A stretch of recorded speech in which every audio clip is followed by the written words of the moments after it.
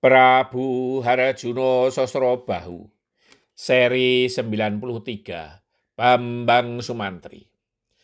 Sesaat kemudian Prabu Citrodarmo memanggil putrinya, Dewi Citrawati, dan dua orang putri Dumas yang mewakili seluruh putri Dumas yang hadir. Tepuk tangan bergemuruh serta sorak-sorai mengiringi langkah sang putri beserta dua orang putri Dumas. Bahkan kadang diselingi siulan iseng dari para penonton yang gemas kepada tiga orang putri cantik jelita itu, terutama kepada kedua putri Dumas.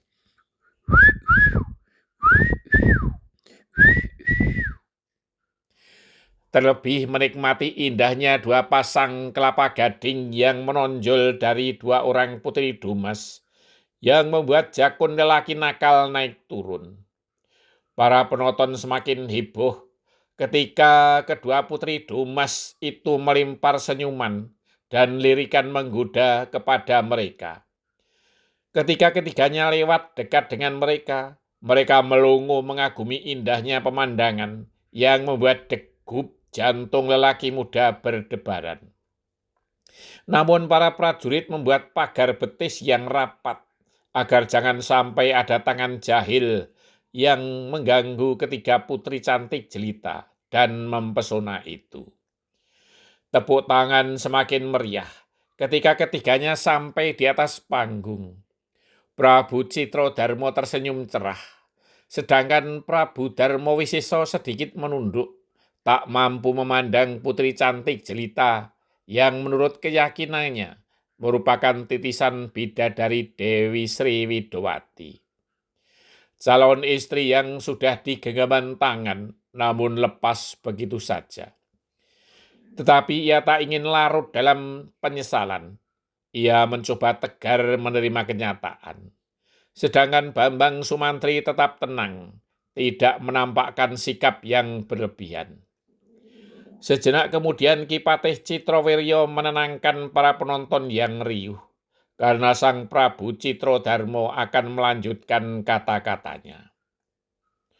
Dalam kesempatan ini, saya, Prabu Citrodarmo, Raja Negeri Magadha, menyerahkan putriku Dewi Citrawati dan 800 putri Dumas kepada pemenang sayembara, Senopati Agung Negeri Maespati Bambang Sumantri.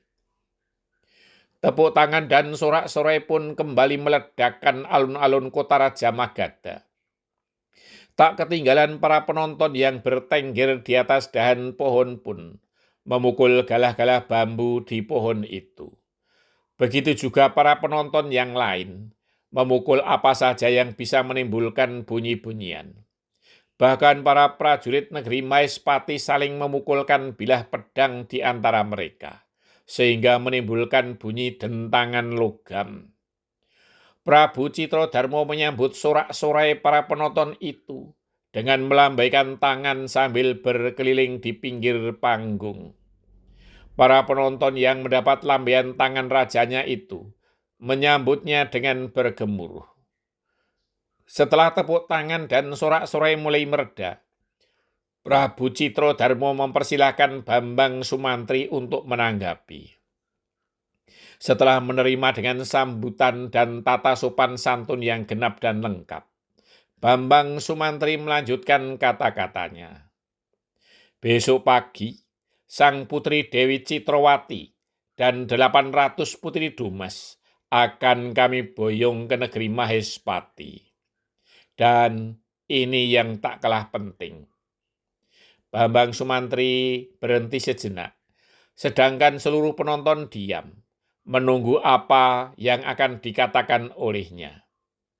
Kemudian Bambang Sumantri melanjutkan, kami, negeri Mahespati, mengundang kepada seluruh negeri sahabat, terutama para raja dan prajuritnya, serta para putra mahkota yang hadir di sini, untuk hadir di Mahespati bersama rombongan kami.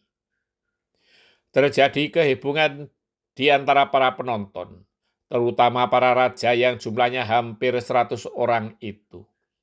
Mereka membicarakan undangan yang tidak terduga itu. Bahkan para prajurit Mahespati pun heboh membicarakan hal tersebut, kecuali seorang senopati yang pernah diajak membicarakan rencana tersebut, walau tidak secara langsung. Bambang Sumantri berhenti beberapa saat untuk memberi kesempatan kepada para raja untuk membicarakannya. Baru kemudian Bambang Sumantri melanjutkan, undangan kami untuk menghadiri pesta pernikahan antara Prabu Harjunoso Surabau dengan sang putri Dewi Citrawati yang didampingi oleh 800 putri Dumas itu. Berkata Bambang Sumantri sambil menunjuk deretan putri Dumas yang duduk di bangku kehormatan. Para penonton terkejut ketika tepuk tangan meriah justru berasal dari para putri Dumas yang ada di panggung kehormatan.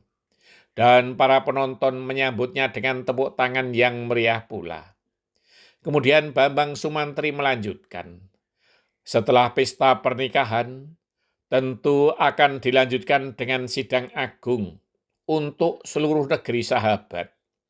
Jadi tidak ada alasan bagi para raja untuk tidak menghadiri undangan kami. Bersambung.